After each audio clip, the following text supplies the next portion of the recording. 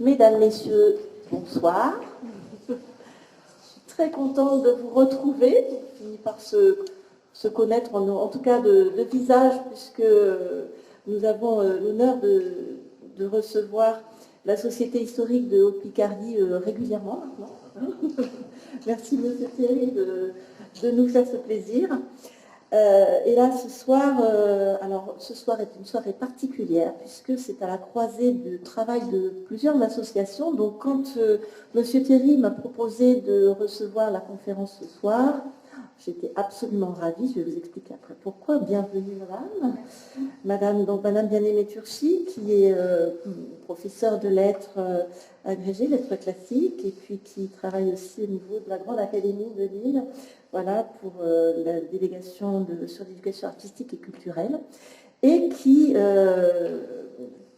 donc a écrit un livre tout sur Camille et Paul Claudel, ou presque, voilà, et dont nous avons le plaisir d'entendre peut-être parler un peu ce soir, et puis beaucoup certainement aussi.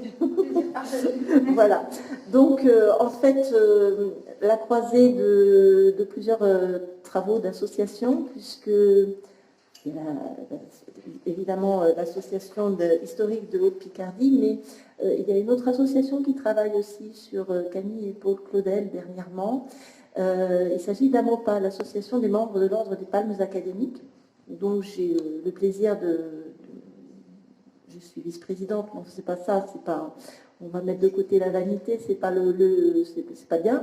Mais en tout cas, on a le plaisir de travailler aussi sur ce thème-là. Et donc, voilà, la croisée des chemins culturels, nos passions à tous. Et voilà, nous sommes très très heureux ce soir d'accueillir Madame Bien-Aimée Turchi pour entendre parler de Camille et Paul Claudel. Paul Claudel, c'est le nom de notre lycée tout de même, donc c'est vraiment bien. Voilà, merci. Voilà.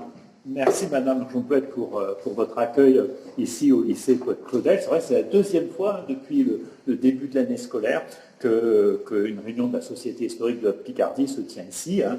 La dernière, c'était au mois de novembre avec Alanis sur les villages martyrs de l'Aisne en 1944. Alors je tiens à remercier donc Madame Jompouet, Madame Thiam, l'agent comptable du lycée, Monsieur Guillaume, le chef de cuisine, et puis bien sûr Guy Bailly, qui est toujours le CPE du lycée, qui est toujours très enthousiaste quand je lui propose de faire une réunion de la Société historique ici au lycée Paul Claudel, et je le remercie d'avoir tout préparé.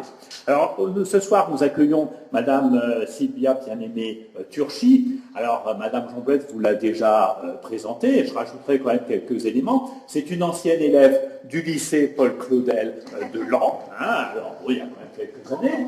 Voilà, bon, je ne l'ai pas eu comme élève, personnellement, j'étais déjà là quand elle était élève, mais elle a été l'élève de Jean Morquer, notre collègue et ami regretté. Elle a été l'élève de Pascal Caglar, de Monsieur Ménager, voilà, donc oui, elle a connu beaucoup de monde ici.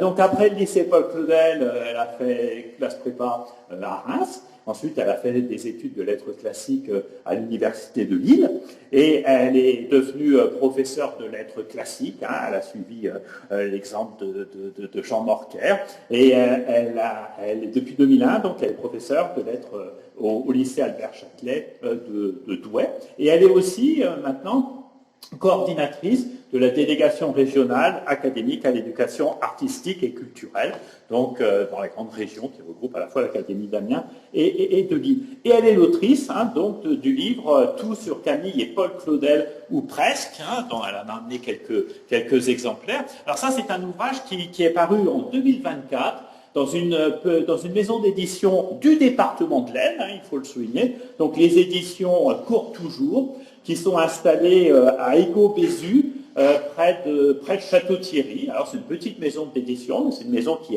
est très très active. Alors Paul et Camille Claudel sont dans l'actualité aujourd'hui, à la fois dans le département de l'Aisne et en en France, en particulier à Paris. Vous savez que depuis 2018, la maison de Camille et Paul Claudel à Villeneuve-sur-Père est ouverte.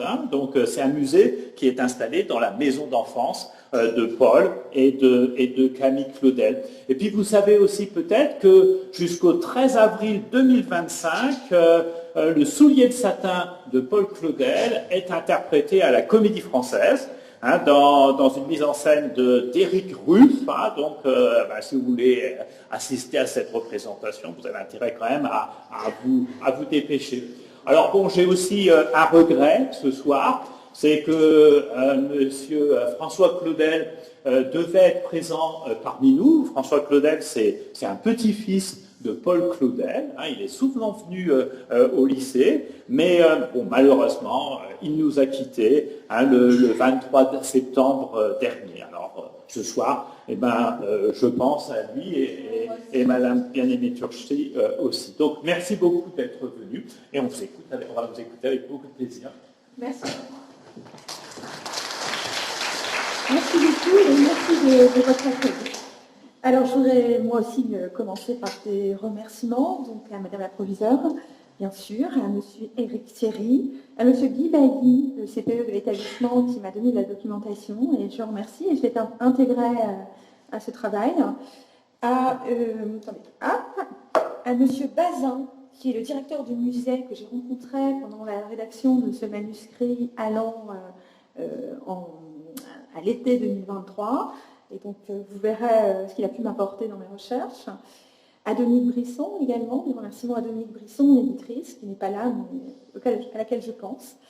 Et puis, comme vous l'avez évoqué, j'ai été élève ici, et je ne peux pas revenir ici sans effectivement rappeler la mémoire de Jean Morker, qui m'a donné des cours particuliers alors qu'il était en retraite, qui revenait chaque semaine, donnait des cours de latin. Alors, pour ceux qui étaient professeurs ici, vous vous souvenez peut-être de la petite salle en bas au rez-de-chaussée du bâtiment principal, et qui a fait de moi une professeure de lettres classiques.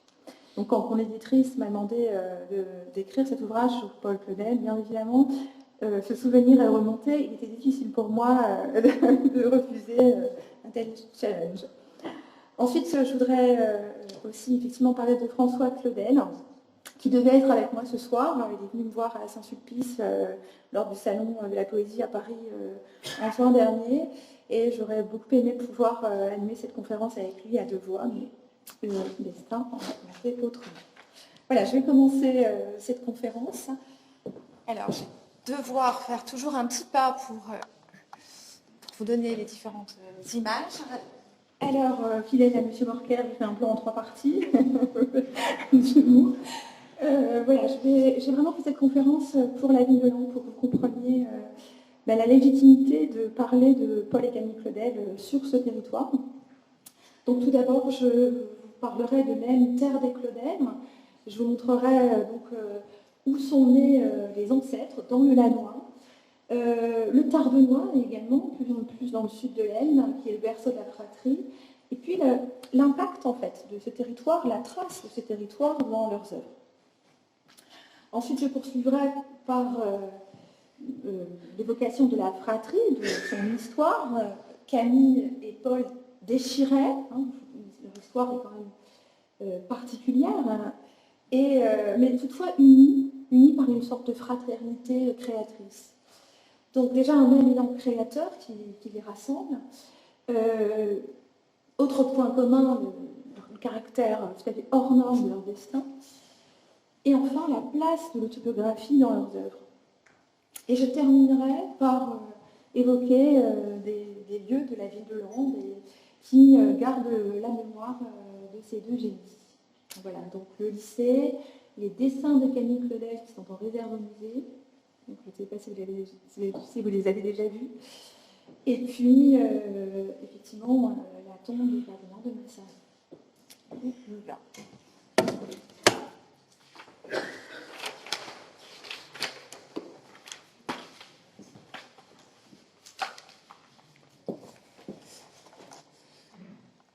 Alors, les ancêtres nés dans le Lannoy. Alors, je voulais commencer ce paragraphe, ce chapitre, par cet extrait du Cantique des Cantiques de Paul Claudel, la tour du troupeau.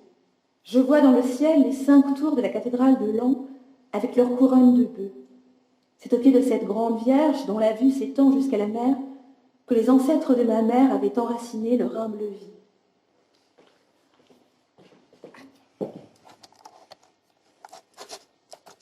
Alors, je vais devoir zoomer. J'espère que ce micro-là va fonctionner. Je vais devoir zoomer pour vous montrer l'arbre généalogique des Claudel et le lien qu'ils ont avec ce territoire. Alors, ils ont des ancêtres qui sont nés à Goulencourt-les-Pierrepont. Alors, hop, dans l'autre sens. Donc, vous avez ici Camille et Paul Claudel. On remonte à leurs parents, Louise Athénaïs Cerveau, c'est du côté de la mer que vous avez des ascendants qui sont nés dans le Lannoy. Je vais zoomer encore. Donc le grand-père Athanase Cerveau, qui était docteur, est né en 1804 à Goulencourt-les-Pierrepont. Le grand-père, merci, Athanase Cerveau est né donc à Goulencourt-les-Pierrepont. Et les arrière-grands-parents de Paul et Camille Claudel, Jean-Jacques Louis Cerveau et Jeanne-Antoinette Sand sont également nés bas du plateau, en fait.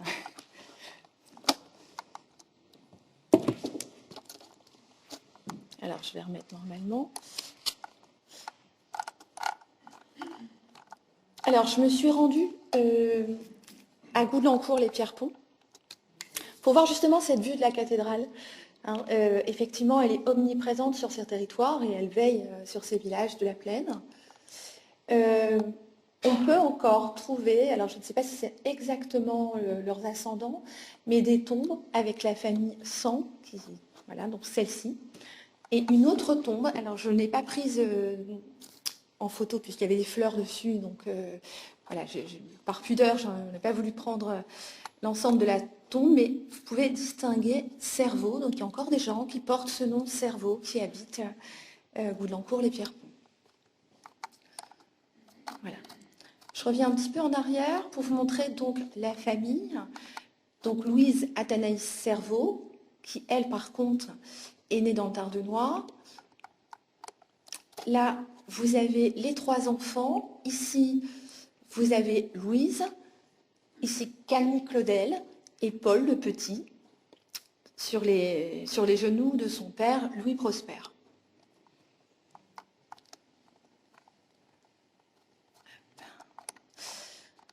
Alors ensuite, je vous ai mis une photo de la maison natale de Paul Claudel. Paul Claudel est né au premier étage de cette maison en 1868.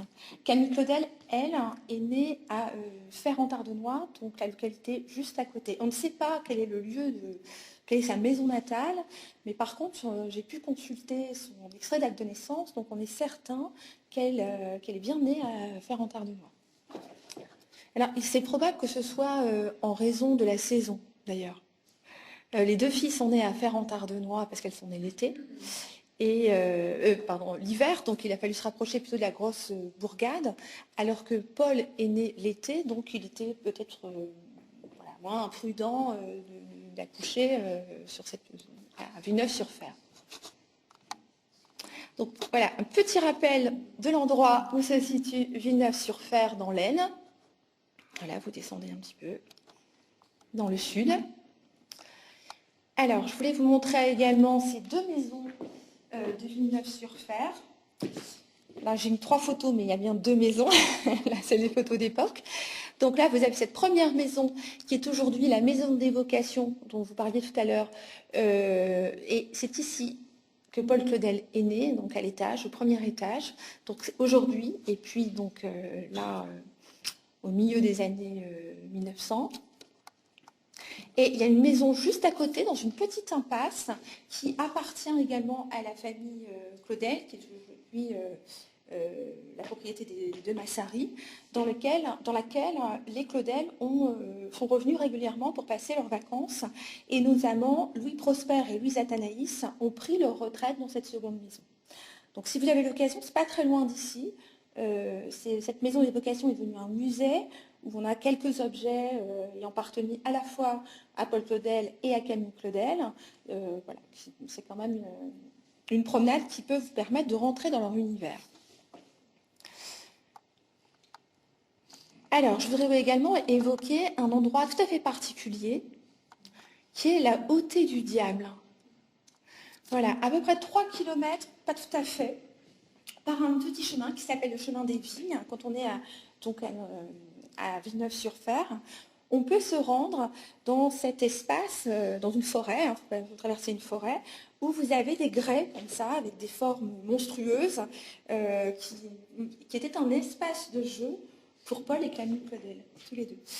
Tous les trois, même la sœur Louise les accompagnait. Donc c'était quelque chose qui était important pour eux, parce que vous voyez, c'est des formes un petit peu monstrueuses qui ont pu alimenter leur imaginaire. Hein, ils l'ont dit à plusieurs reprises, hein, le géant. Alors, pour montrer cette inspiration, peut-être, certains ont rapproché une œuvre de Camille Claudel qui s'appelle La Vague, vous voyez, ce côté un peu brut hein, de la vague, ou alors le bas de la sculpture La Valse, qui peut faire penser à certains grès de Villeneuve-sur-Fer.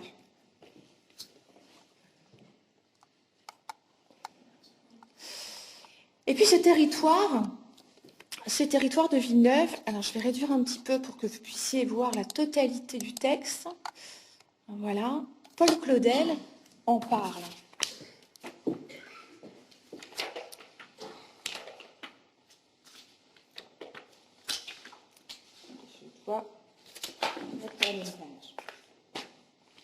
Rêve, et je me revois à la plus haute fourche du vieil arbre dans le vent, enfant balancé parmi les pommes, de là comme un dieu sur sa tige, spectateur du théâtre du monde dans une profonde considération, j'étudie le relief et la conformation de la terre, la disposition des pentes et des plans.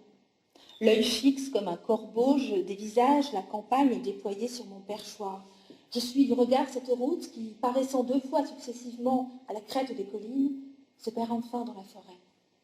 Rien n'est perdu pour moi. La direction des fumées, la qualité de l'ombre et de la lumière, l'avancement des travaux agricoles, cette voiture qui bouge sur le chemin, les coups de feu des chasseurs. Point n'est besoin de journal où je ne lis que le passé. Je n'ai qu'à monter à cette branche et dépassant le mur, je vois devant moi tout le présent. La lune se lève, je tourne la face vers elle, baignée dans cette maison de fruits. Je demeure immobile et de temps en temps, une pomme de larmes choit comme une pensée lourde et mûre. C'est un extrait de Connaissance de l'être où Paul Claudel se revoit dans le jardin de Villeneuve, en haut du pommier qui... Alors, c'est plus un pommier aujourd'hui, d'ailleurs. Si vous le cherchez, vous ne le trouverez pas. Ce n'est plus un pommier. Mais ça montre combien cet univers a pu nourrir son imaginaire. Un autre extrait aussi qui parle de Villeneuve, qui est important. Villeneuve, bâti sur une espèce de promontoire, jouit de 4 horizons, tous aussi peuplés pour moi, aussi riches de suggestions et de légendes que ceux de l'Eda.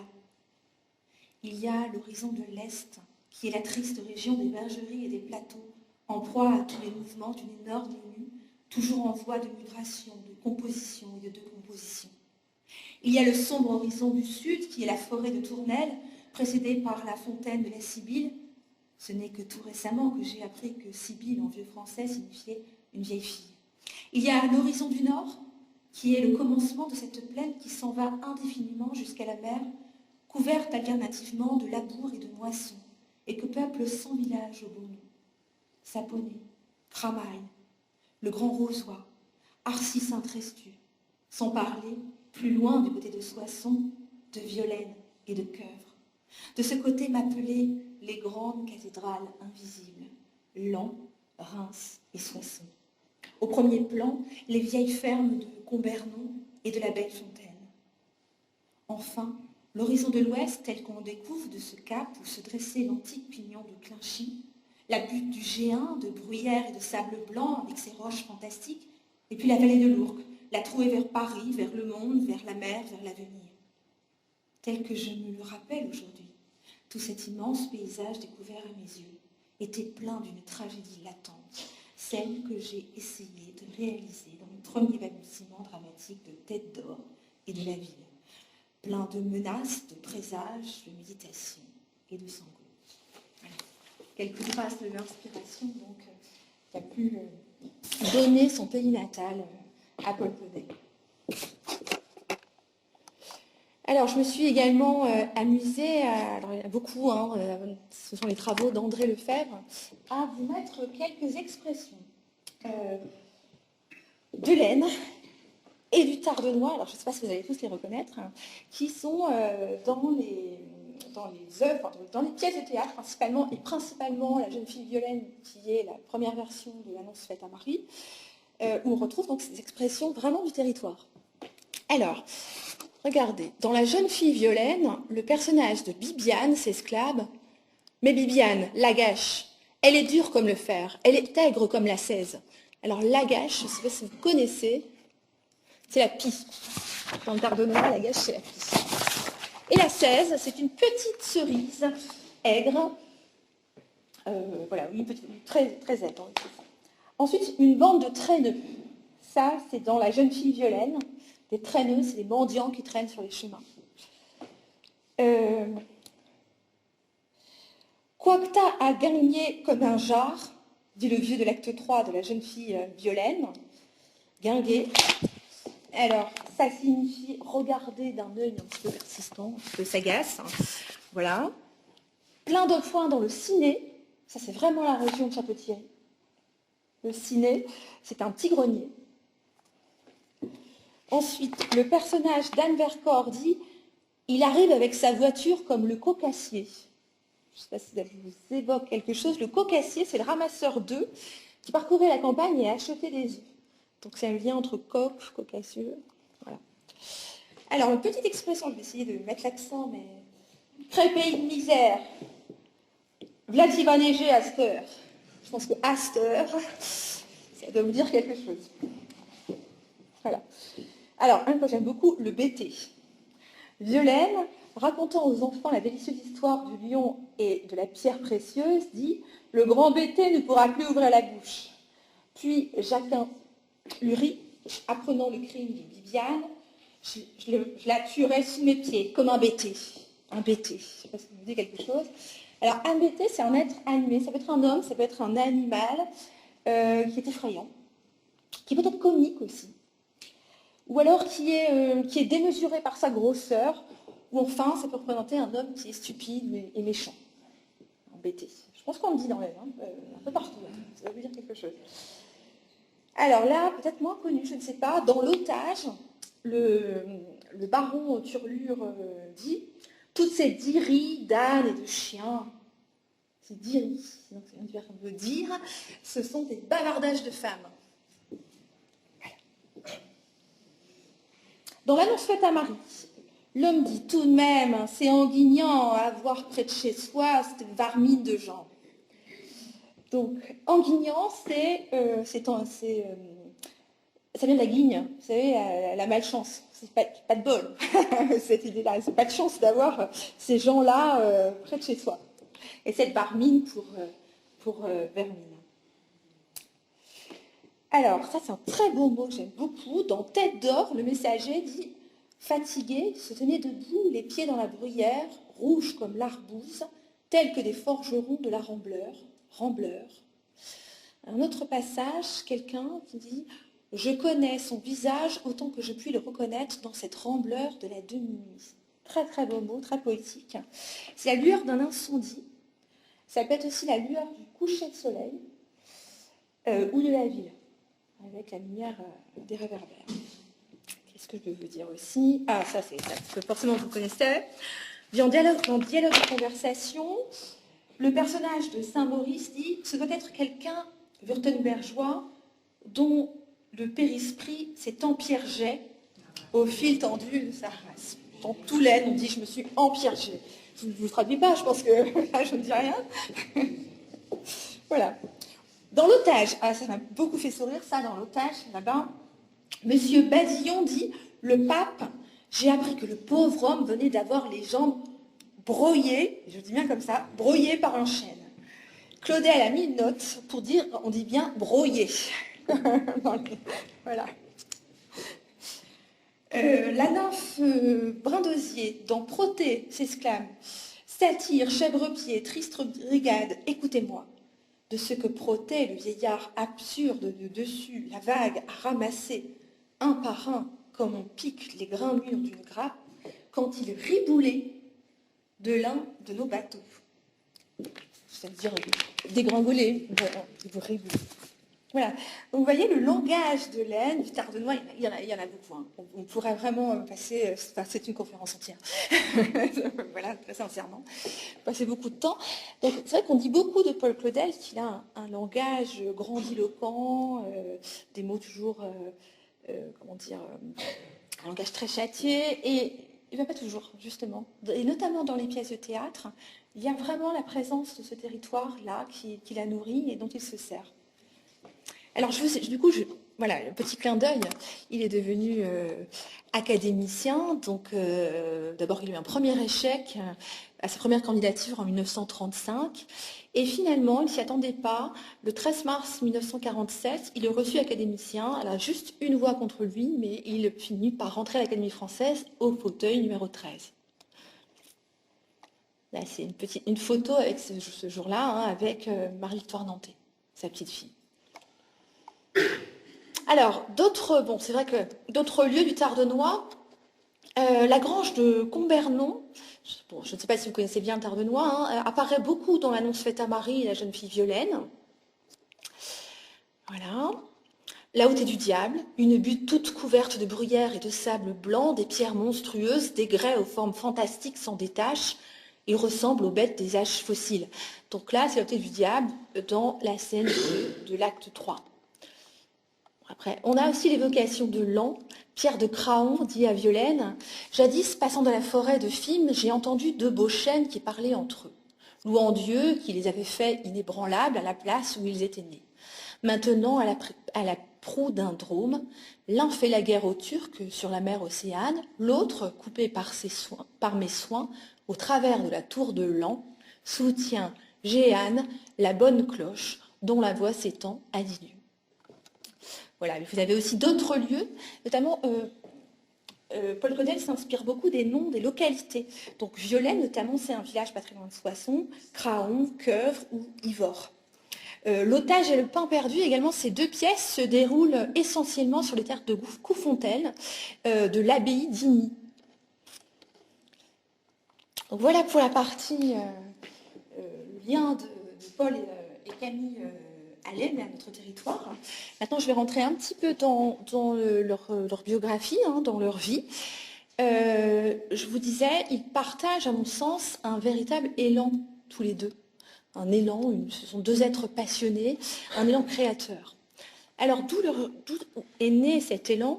Je vais devoir suivre un petit instant. Je jongle. Alors, il y a une étape décisive dans leur vie. De 1876 à 1879, ils vivent à Nogent-sur-Seine. Donc aujourd'hui, si vous vous rendez à Nogent-sur-Seine, depuis 2017, il y a un musée qui est consacré entièrement à Camille Claudel. Pour moi, c'est le plus beau musée de Camille Claudel, puisque c'est celui qui rassemble le plus d'œuvres. Il y a à peu près une quarantaine d'œuvres de Camille Claudel qui sont là-bas. En fait, la ville a acheté la collection de Reine-Marie de Paris, la petite fille de Paul Claudel, et donc nous a fait une structure consacrée uniquement à Camille Claudel. Et pourquoi là-bas le musée Camille Claudel? Eh bien parce qu'ils y ont vécu, alors qu'ils étaient adolescents finalement, pendant 3 ans, de 1876 à 1879. Ils y ont vécu et ils ont rencontré un professeur, encore un professeur, le professeur Colin, qui les a beaucoup inspirés. En fait, ce n'était pas du tout un professeur, ce n'est pas son métier, ce n'était pas un journaliste. Mais M. Claudel a voulu qu'il soit accompagné par ce journaliste qui aimait beaucoup la littérature. Alors, dans les années 50, en 1951, Paul Claudel a fait des entretiens avec Jean Amrouche qu'on peut écouter aujourd'hui sur Internet, et vous pouvez entendre la voix de Paul Claudel, et il rend hommage à ce professeur. J'ai suivi, confie Paul Claudel dans Mémoire improvisée, l'enseignement d'un excellent professeur qui s'appelait Colin. Il a jeté, pour dire vrai, les vraies bases de mon éducation. Il avait de bonnes méthodes, il avait trouvé les moyens de nous rendre l'étude intéressante. Voilà. Donc pour Claudel, pour Paul Claudel, je vais lire aussi des ouvrages qu'il n'aurait pas lus, le roman Renard par exemple, Paul Claudel le dit, et il le fait rentrer en littérature, ce professeur. Pour Camille Claudel, il est également très important, puisque c'est quelqu'un qui dans la ville a une certaine notoriété, et puis qui rencontre beaucoup les sculpteurs de la ville de Nogent-sur-Seine. Et il se trouve qu'à Nogent-sur-Seine, il y a des sculpteurs importants. Donc, vous avez Marius Ramu, Paul Dubois, qui est très connu dans la région, parce que Paul Dubois, c'est lui qui a fait le monument à Jeanne d'Arc qui est en face de la cathédrale de Reims. Pour faire des liens. Voilà. Et surtout, un sculpteur qui est important, qui est Alfred Boucher. Alors, on est sûr que Auguste Colin fréquentait Alfred Boucher, puisqu'on a au musée de Nogent un buste du professeur Colin, celui qui est là, réalisé par Alfred Boucher. Voilà. Et c'est lui qui emmenait, si vous voulez, les ateliers d'artistes étaient ouverts à Nogent. D'ailleurs, on a retrouvé dans les journaux de l'époque entre 76 et 79, des journaux qui disaient que les sculpteurs de la ville ouvraient leurs ateliers avant que les statues aillent au salon à Paris. Donc c'est très certainement lui qui a emmené Camille Claudel à la rencontre de ces sculpteurs et surtout à la rencontre d'Alfred Boucher. Et c'est lui qui va pousser M. Claudel à faire en sorte que Camille aille à Paris. Il veut qu'elle aille à Paris pour pouvoir continuer la sculpture. Et puis, Prosper Claudel se dit aussi que c'est l'occasion pour que son fils y suive une éducation, voilà, c'est ce qu'il espère. Et donc, il va faire rentrer Paul à Louis le Grand. Alors, c'est une période de la vie de Paul qui n'était pas facile, parce qu'il ne s'adapte pas très bien à la vie parisienne. Alors, à Paris, que se passe-t-il? Alors là, c'est une photo qui est au 111 rue Notre-Dame-des-Champs, où en 1882, la famille Claudel s'installe. Enfin, c'est pas là. Là, c'est les photos de l'atelier, mais donc là, au 117 de cette rue-là. Mais juste à côté, les Claudel s'installent dans un appartement au 111. Voilà. Alors, cet endroit est un endroit décisif pour Camille Claudel.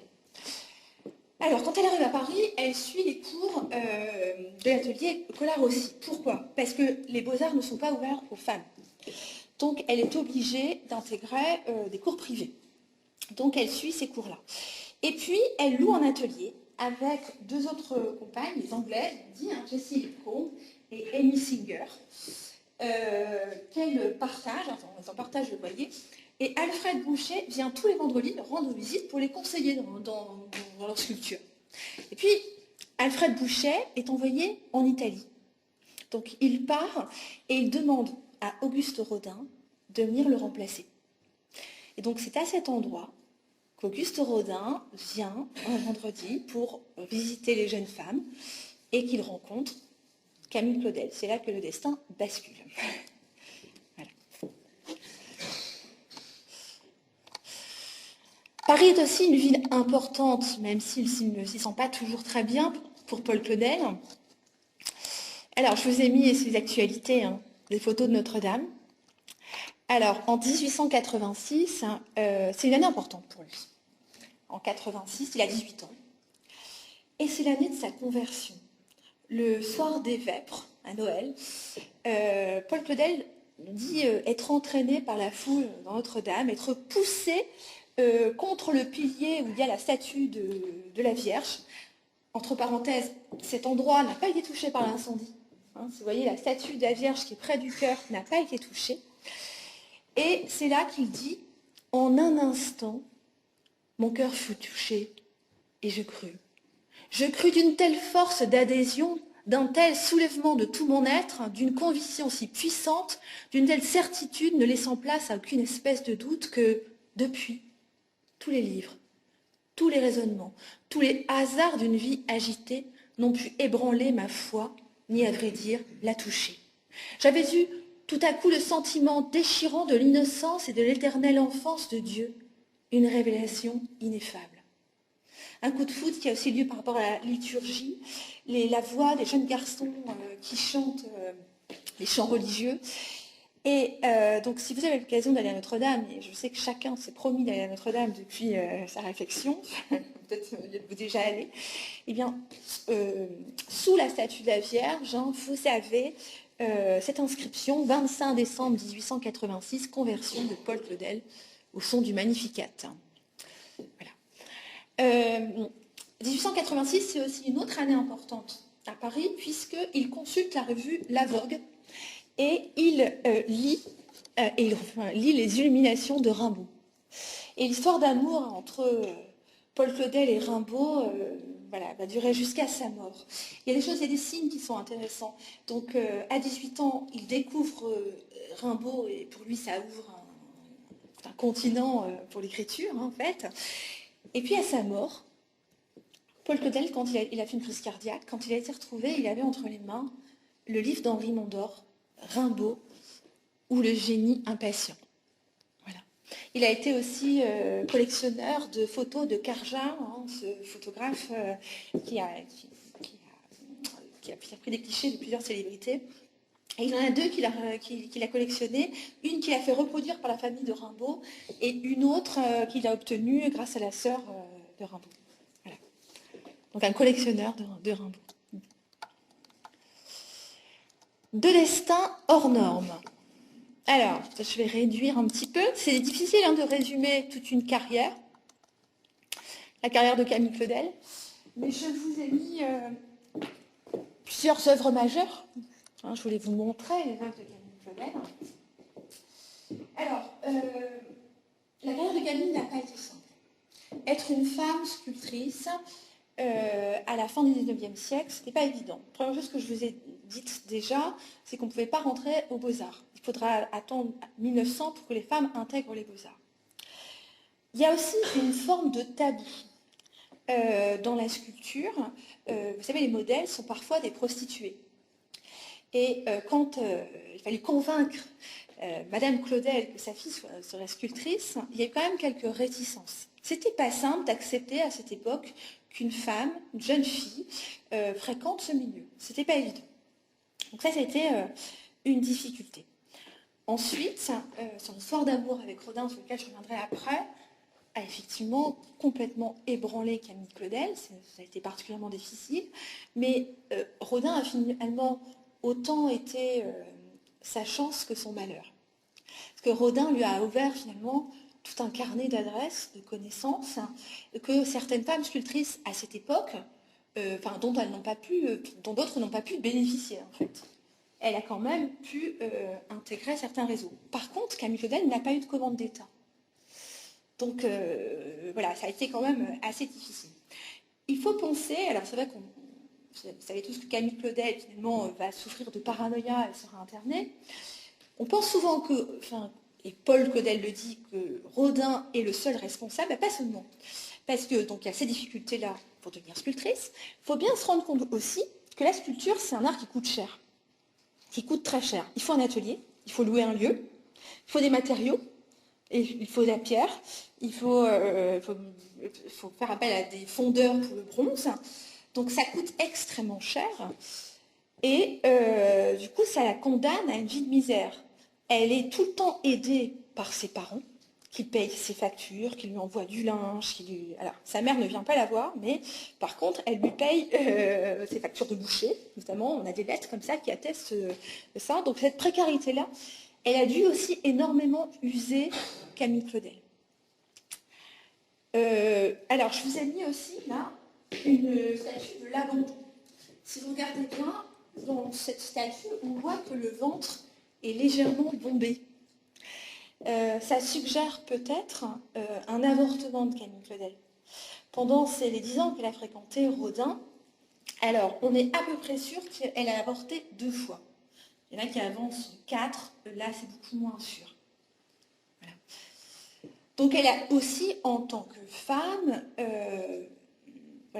eu à subir des choses particulièrement difficiles. Et dernière chose, elle s'est acharnée au travail, nuit et jour, et à chaque fois, les critiques d'art disaient c'est du Rodin. Elle a eu beaucoup de mal à ce qu'on lui reconnaisse un talent en dehors de Rodin. Et ça aussi, ça l'a beaucoup usé. Et ça, c'est une des raisons, même si c'est quand même une maladie, hein, la paranoïa, c'est quand même une des raisons qui a peut-être accentué et fait développer ce trouble. Voilà.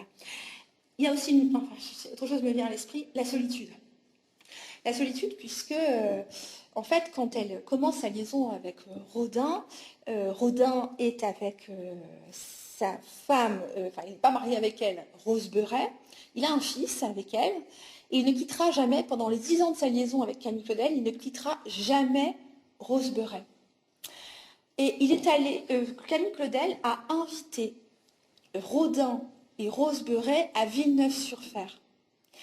Et quand, quelques mois plus tard, Louise Athénaïs, la mère, apprend que sa fille a osé faire venir son amant avec sa femme chez eux, elle ne pardonnera jamais. C'était un tabou pour elle insurmontable.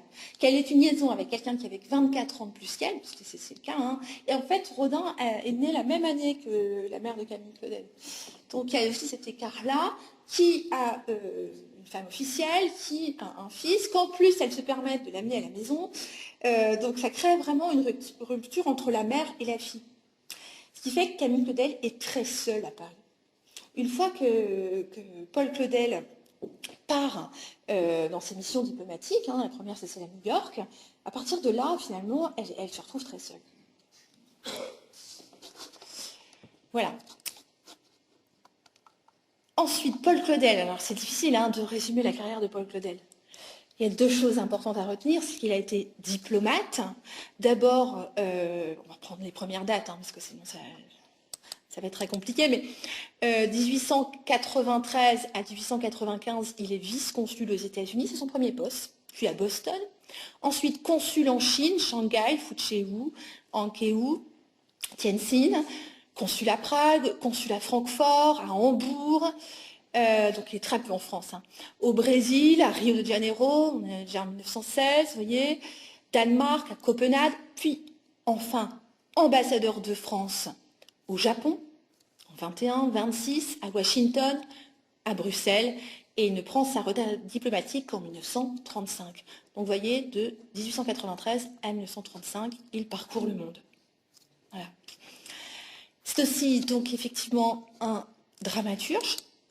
Donc les grandes pièces comme l'annonce faite à Marie, c'était que les plus connues, l'otage, le partage de midi, le soulier de satin que vous avez évoqué tout à l'heure. C'est aussi un poète, je pense notamment à Connaissance de l'Est. Vous avez les 5 grandes odes. Il écrit beaucoup. Il y a une grande correspondance de Paul Claudel, et notamment, je vous dirai tout à l'heure, un extrait des lettres à Issé. Et puis un journal.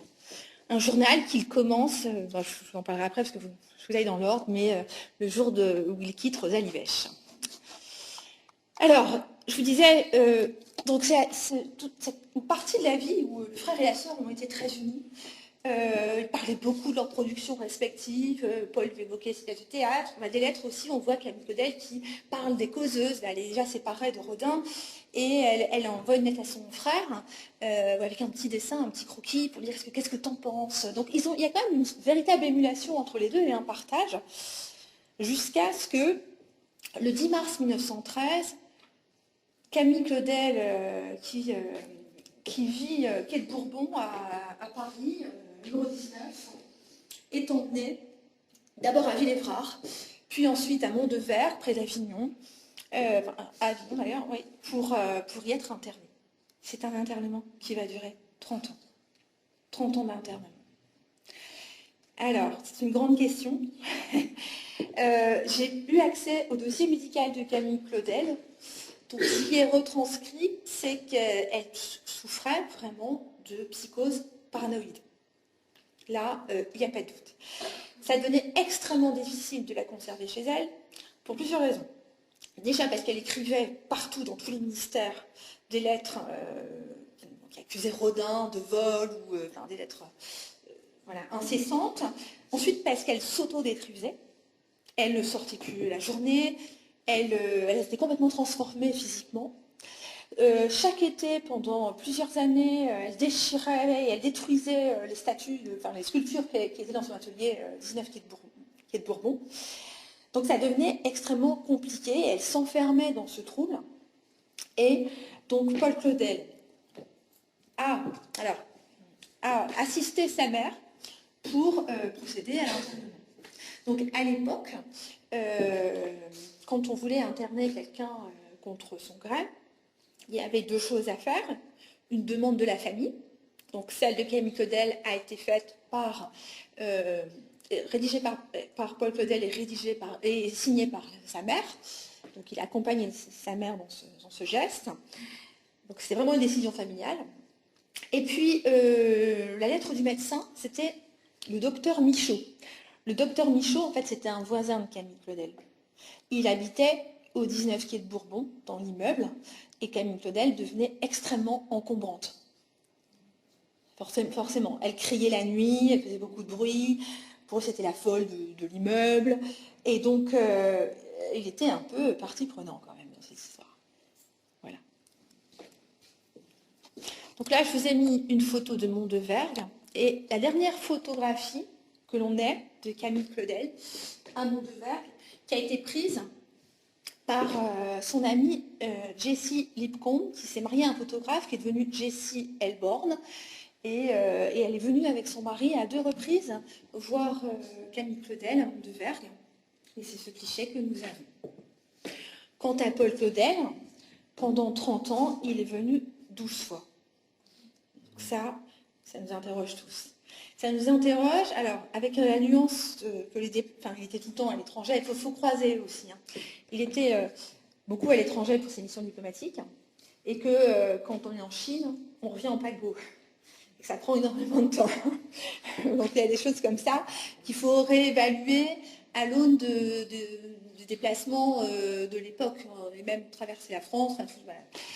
Après, sans doute se disait-il que Camille était mieux là, avec des médecins. C'était peut-être facile de se dire ça. Peut-être réconfortant. Voilà. Ça, c'est très difficile de comprendre. Parce que Paul Claudel, c'est quelqu'un qui a vu le monde. Donc moi, j'ai toujours cette image de quelqu'un qui était capable de se décentrer de sa culture française pour voir d'autres cultures. La Chine, le Japon. Il était capable d'une tolérance et d'une ouverture d'esprit. Il a moins été capable de le voir dans son univers familial. Je pensais que ça l'aurait rendu beaucoup plus clément pour Camille Claudel, notamment dans une lettre à la femme de Romain Rolland, qui était son ami, qui lui raconte qu'elle a elle aussi avorté. Paul Claudel dit j'ai dans ma famille quelqu'un qui a commis ce crime et qui expie depuis 25 ans dans un asile. Donc pour lui, l'avortement, c'était insurmontable.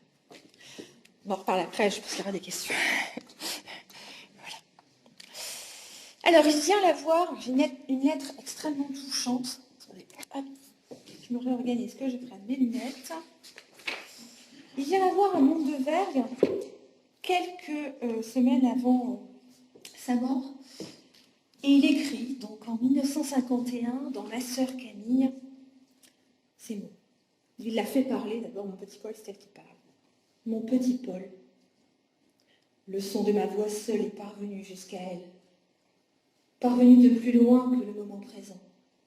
Et une fois encore, dirais-je qu'elle répond, que c'est elle maintenant qui m'appelle? Je l'entendrai à travers la distance interposée. Mon petit Paul, c'est fini. Sur l'oreiller de ce lit d'hôpital, il n'y a plus, sous le vague bonnet que ce crâne, comme un monument désaffecté, dont se révèle à moi la magnifique architecture. Le vieux, à la fin, solennellement, se dégageant des injures du malheur et de la vieillesse. Camille Claudel, je la revois, cette superbe jeune fille dans l'éclat triomphal de la beauté et du génie, et dans l'ascendant souvent cruel qu'elle exerça sur mes jeunes années, telle que la photo de César en frontispice du numéro fameux de l'art décoratif, nous la montre. Elle venait d'arriver de Oissy-sur-Blaise à Paris et suivait les cours de l'atelier Colarossi. Un fond superbe, surplombant des yeux magnifiques, de ce bleu foncé si rare à rencontrer ailleurs que dans les romans. Ce nez où elle se plaisait plus tard à retrouver l'héritage des vertus. Cette grande bouche, plus fière encore que sensuelle. Cette puissante touffe de cheveux châtains, le vrai châtain que les Anglais nomment auburn, qui lui tombait jusqu'au rein. Un air impressionnant de courage, de franchise, de supériorité, de gaieté. Quelqu'un qui a beaucoup reçu. Voilà, donc les mots qu'il prononce sur les derniers jours de sa sœur. Je voudrais insister sur un point qui les rassemble, c'est leur capacité à parler d'eux-mêmes dans leurs œuvres. Je vous invite à un rapprochement entre ces deux destins. Donc, Camille Claudel et Aimé Rodin, qui étaient mariés avec Rose Beuret. Voilà, cette difficulté-là, sa souffrance, elle l'a traduit dans une œuvre majeure qui est L'âge mûr. Dans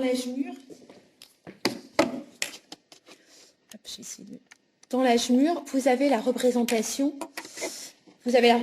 ici de Rodin, d'une femme qui l'attire, qui pourrait représenter Rose Beuret, qui est plus vieille, et d'une jeune femme qui le perd en fait, et qui représente Camille Claudel.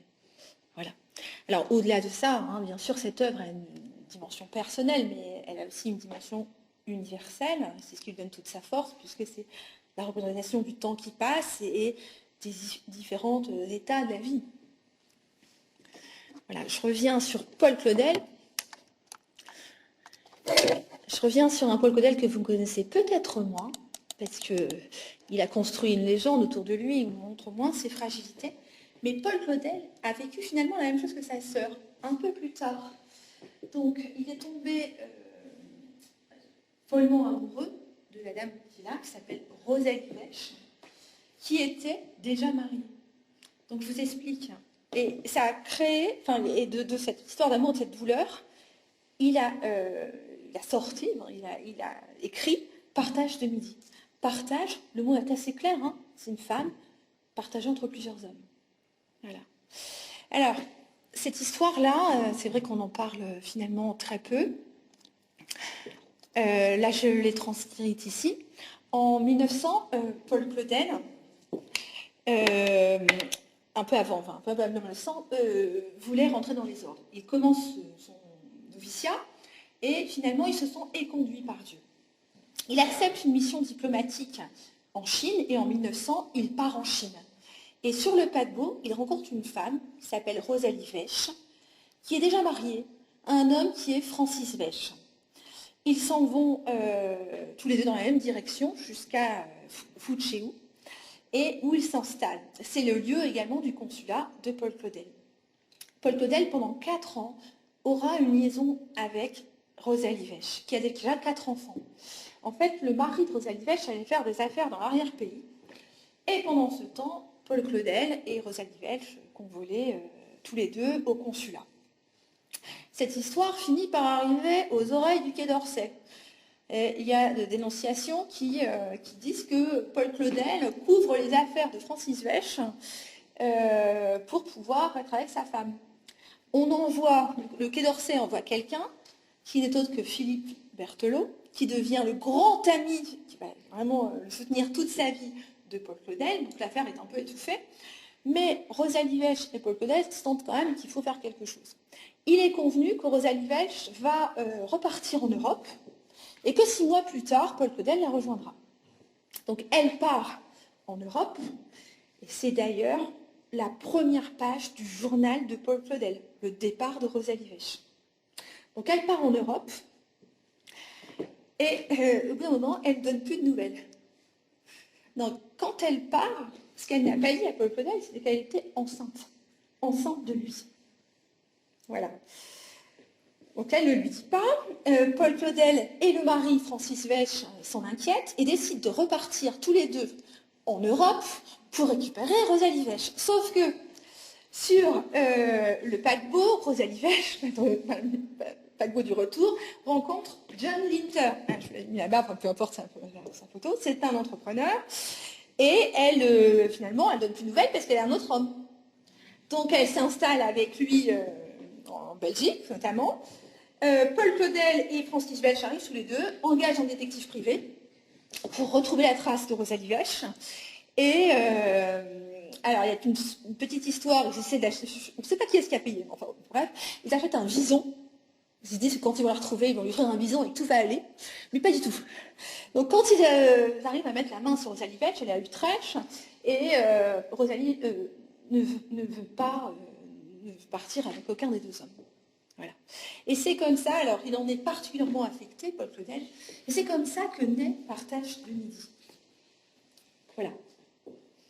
Et c'est comme ça aussi que, alors, Rosalie Welch, c'est pas fini, il faut quand même que je vous le dise. Quand il est au Brésil, elle lui écrit. Son mari est au front, ses fils, pareil, sont au front.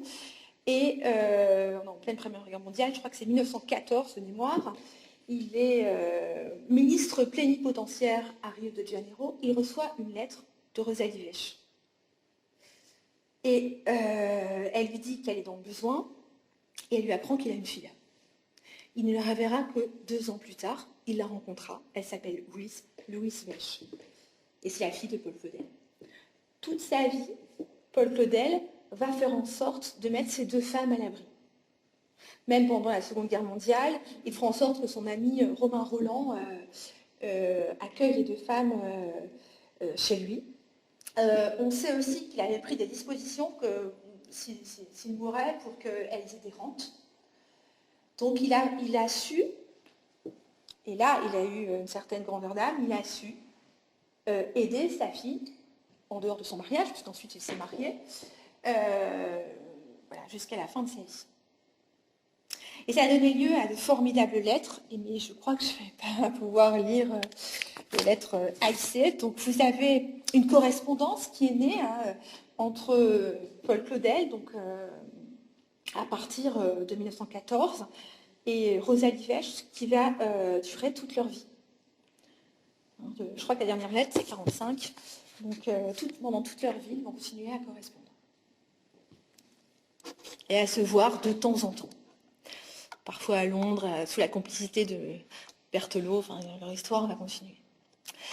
Alors, je regarde la montre, je vais essayer d'aller un peu plus vite. Donc, les Claudel aujourd'hui à Laon, bien sûr ce lycée qui nous accueille aujourd'hui. Alors, le 28 septembre 1868, une date importante en France, 68, c'est la révolution estudiantine, et voilà. Et sur les barricades à Paris, on crie « plus jamais Claudel », quand même. Ça ne peut pas être totalement anodin, je pense. Et d'ailleurs, vous allez le voir, j'ai mis quelques extraits du discours du recteur qui fait le baptême de Paul Claudel, de lycée Paul Claudel, et il l'évoque en filigrane. Je ne sais pas si c'est assez... Ouais. Je vais pousser un petit peu ça. Le 28 septembre 1968, au cours d'une cérémonie présidée par monsieur le recteur de l'Académie d'Amiens, Robert Mallet, le lycée de jeunes filles a été baptisé lycée Paul Claudel. Dans son discours, monsieur le recteur justifie ce choix par la naissance de Paul Claudel dans le sud de l'Aisne, c'est ce que je vous ai dit, par l'exemple que les personnages féminins de Claudel pourront offrir aux jeunes filles du lycée, et parmi elles, en premier lieu, le personnage de Violaine, et par son œuvre universelle qui, dit-il, relie son auteur à toutes les formes de pensée, à travers son catholicisme que la libre pensée a le droit et le devoir d'accueillir comme une des expressions des moins dogmatiques d'une foi. C'est vraiment intéressant. Il ajoute au paragraphe suivant, cet homme de foi, à l'heure de la contestation, et là je pense qu'on est en 68 et qu'il est bien au courant des slogans plus jamais Claudel, à l'heure de la contestation aurait été très à l'aise, lui qui a écrit « Je ne sais ce que vous appelez une société parfaite, mais il y a de sociétés vivantes que celle qui est animée par l'inégalité et l'injustice. » Enfin, monsieur le recteur précise également avoir eu l'honneur de se voir confier de son vivant la publication, donc du vivant de Paul Claudel, la publication de ses œuvres complètes. Donc c'était un spécialiste de Paul Claudel. Et d'avoir eu plusieurs fois l'occasion de s'entretenir avec lui. Voilà comment cet établissement est nommé le lycée Paul Claudel, par la volonté du recteur.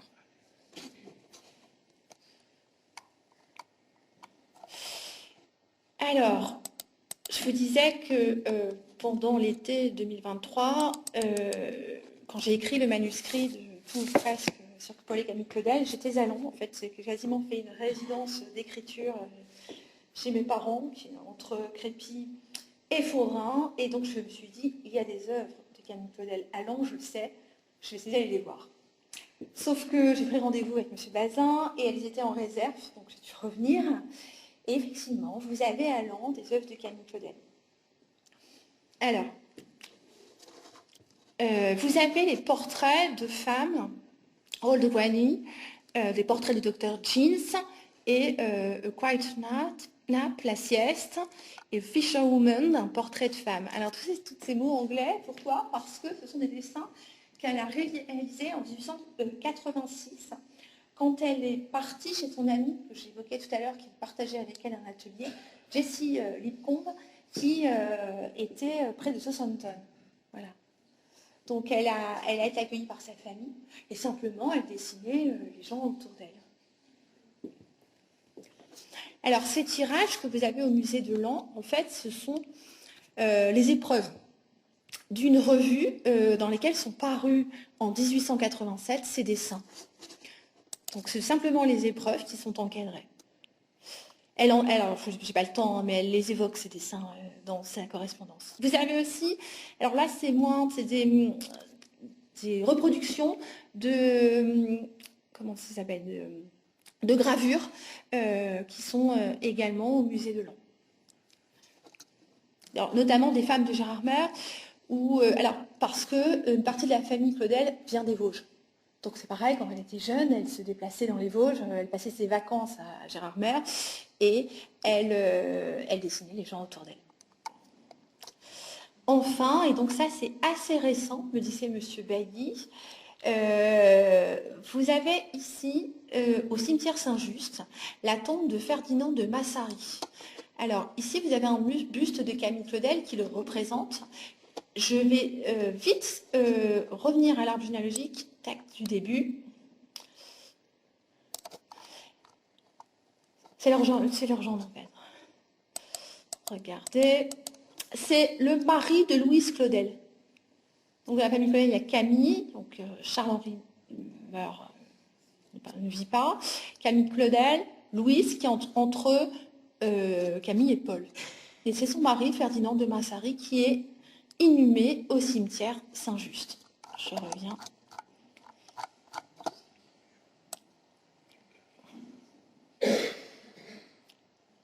Attendez, ça fait mal aux yeux.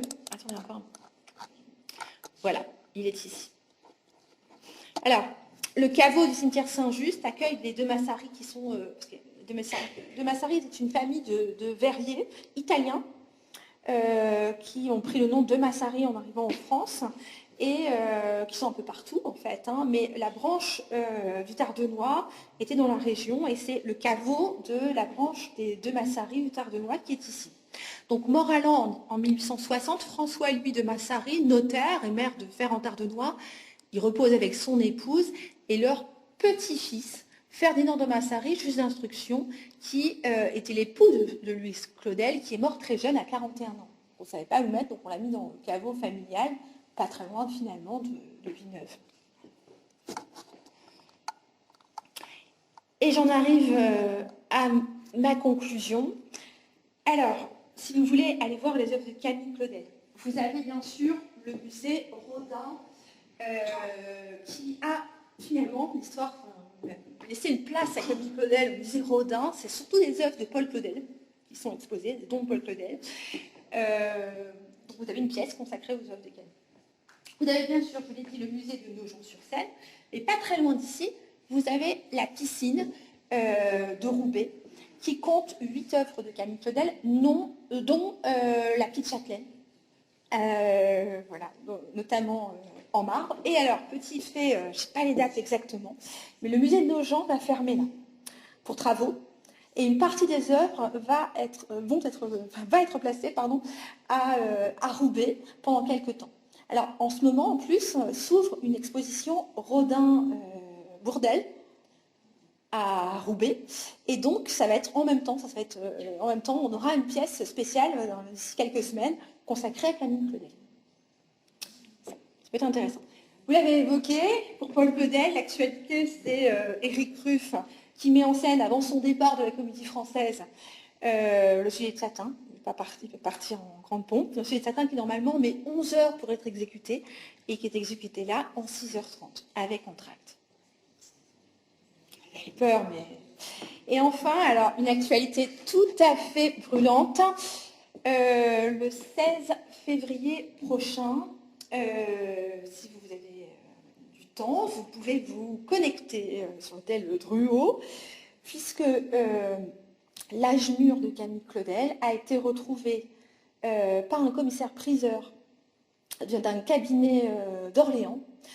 Il y a 3-4 mois, hein, ça a été très très vite. On lui a dit, voilà, vous allez venir dans un appartement parisien, près de la Tour Eiffel, cet appartement est fermé, n'a pas de lumière, ça fait 15 ans qu'il est fermé, vous allez y trouver des œuvres majeures, je ne sais pas tout ce qu'il y a, donc il est venu avec les ayants droit, ont ouvert cet appartement, et en soulevant un drap, il est tombé sur l'exemplaire perdu de L'âge mûr, le numéro 1, tiré par Eugène Blot.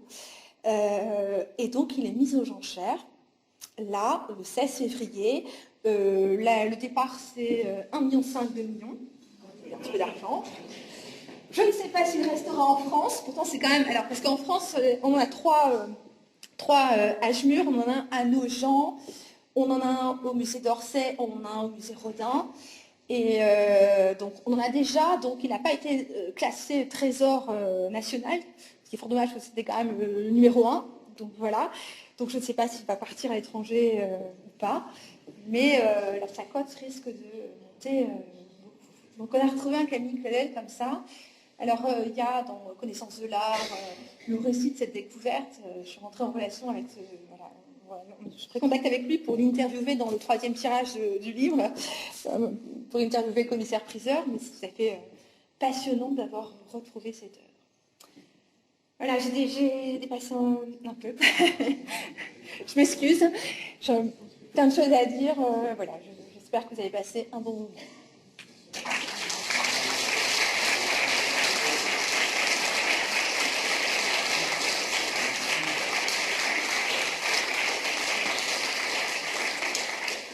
Je suis à votre disposition pour d'éventuelles questions. J'ai ramené aussi quelques livres si vous voulez en obtenir. Alors c'est un dépôt de mon éditrice et je n'ai pas de terminal de carte bleue malheureusement, mais donc on peut faire un chèque à l'ordre de cours toujours, ou alors en espace si vous voulez vous procurer. Et puis sinon le commander tout simplement. Voilà, le commander, vous le trouvez dans les librairies, sans problème. Des questions, des remarques? Où sont les manuscrits de Paul Claudel ? Les manuscrits? Ah, je ne sais pas. Je ne les ai pas consultés. Je pense qu'elles sont tellement à la BNF, certains. Je ne sais pas. Puis après, à mon avis, il y en a tellement. Il y a quand même 7 volumes en Pléiade. Donc, je dois peut-être à plusieurs endroits. Vous avez des indications sur ça? Vous savez? Non, pas du tout. Non, je ne sais pas du tout où ils se trouvent. Vous avez quelques exemplaires de lettres qui sont à la maison, mais voilà, c'est en marge, hein, c'est pas les œuvres.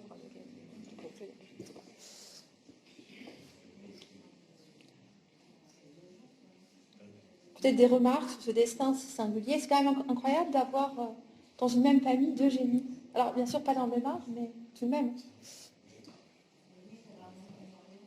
Comment? La petite sœur faisait du piano. Elle ressemblait beaucoup à sa maman.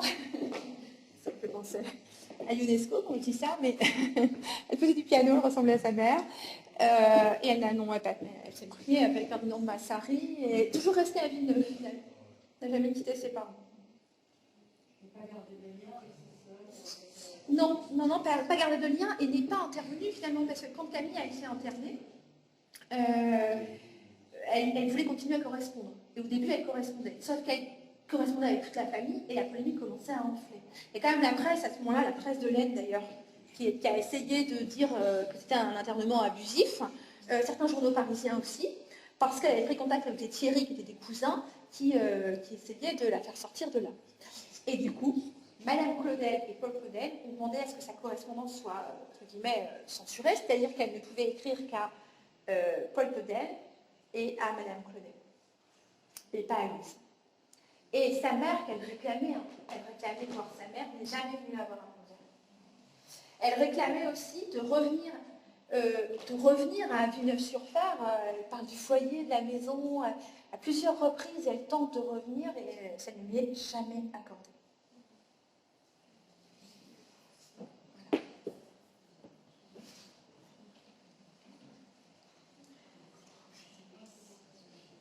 Et elle ne... En fait, dès qu'elle entre à l'asile, finalement, elle ne produit plus, hein, plus jamais. Plus d'œuvres d'elle après. Comment décider? Non, ils ont essayé de lui mettre de la terre entre les mains pour qu'elle reprenne, mais ça avait longtemps. Bon, écoutez, est-ce que vous avez encore des questions? Ils ne sont pas exposés. Je les ai fait sortir des réserves. Non, il faudrait demander exceptionnellement à M. Bazin de les sortir sur une journée pour les fêtes du patrimoine ou quelque chose comme ça. Ça peut être intéressant de les voir. Mais en fait, Camille Claudel était très peu connu. Paul Claudel, en 68 par exemple, au moment où le lycée est baptisé Paul Claudel, Paul est très connu, mais pas du tout Camille. Camille Claudel est connue grâce... alors, c'est marrant, c'est quasiment au même moment, à la fin des années 70 et au début des années 80, vous avez Jacques Cassard, qui est un historien qui travaille sur Paul Claudel, qui finalement découvre Camille Claudel et étudie, ça s'appelle le dossier Cassard, hein, avec la famille Claudel, sur Camille Claudel. Donc il y a ces recherches-là, et puis il y a surtout une femme d'Algelbé, mais qui est quand même un roman, hein, donc très à charge contre Paul Claudel, ce roman, qui va faire connaître Camille Claudel. Puis après, le film de Nitas, avec Depardieu, Isabelle Adjani, et voilà, d'autres films. Hein. Il y a Binoche qui a fait Camille 1915, qui parle de l'internement. C'est comme ça que Camille est redécouverte. Et aujourd'hui, en revanche de l'histoire, moi j'aimerais bien que l'âge mûr soit vendue très cher, parce que je trouve qu'elle atteint la cote de Rodin. Enfin, vous voyez, il y a quand même une revanche de l'histoire qui est intéressante. Moi, j'ai une petite anecdote, parce que comme vous, j'ai fait des études dans ce lycée. Au départ, c'était le lycée de jeunes filles, et j'ai assisté à l'inauguration du lycée de Claudel. Avec Louis Claudel. Mademoiselle Tringuet. Ah oui, Mademoiselle Tringuet, oui, d'accord, je connais aussi. De nom. Complètement contre Paul Claudel. Ah, c'est vrai. D'accord, apparemment, et elle avait dit à mon père devant moi, oh, ça me rappelle simplement à Canada, parce qu'il y avait la maison de Claudel qui était du fromager. Ah bon, je ne savais pas. Elle m'avait dit devant moi, ça me rappelle à Canada.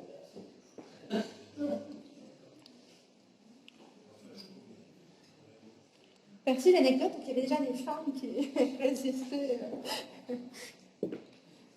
à cette omniprésence de Claudel. Mais aujourd'hui, c'est difficile de trancher les œuvres quand même majeures hein, de Paul Claudel, notamment sa poésie. Hein. Son rythme, pour les professeurs de lettres classiques, je ne vais pas détailler, mais qui s'inspire beaucoup de l'iambe. Hein, il a trouvé un type particulier de la langue. C'est quand même un auteur majeur.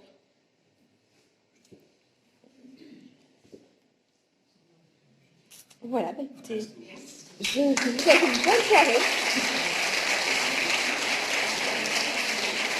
Merci à vous.